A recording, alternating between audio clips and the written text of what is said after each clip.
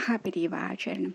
ஸ்ரீ லலிதா ரகசிய வாக்தேவதைகள் அம்பிகை எங்கே இருக்கிறாள் என்று சொல்லி அந்த சகசிரார சக்கரம் அதே மகா கைலாசம் என்று சொல்லக்கூடிய அந்த இடத்தில் வசிக்கிறாள் என்று சொன்னார்கள்.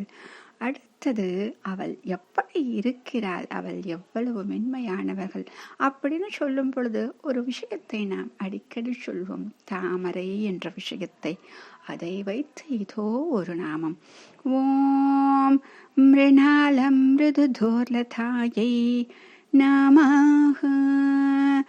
ஓம் மிருணாலம் மிருதுதோர்லதாயை நமஹ.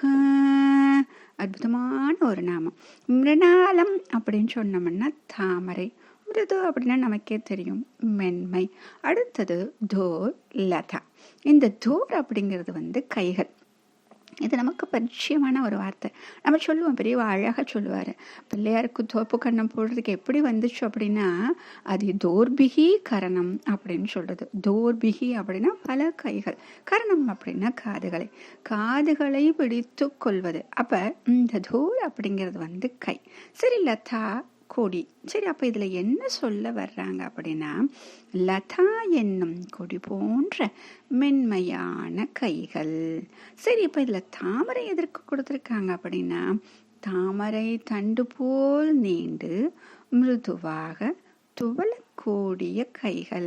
இந்த தாமரை சொல்லும் பொழுது முதல்ல நம்ம பார்த்திருக்கோம், பிசதந்து தனியசி அப்படின்னு சொல்லிட்டு.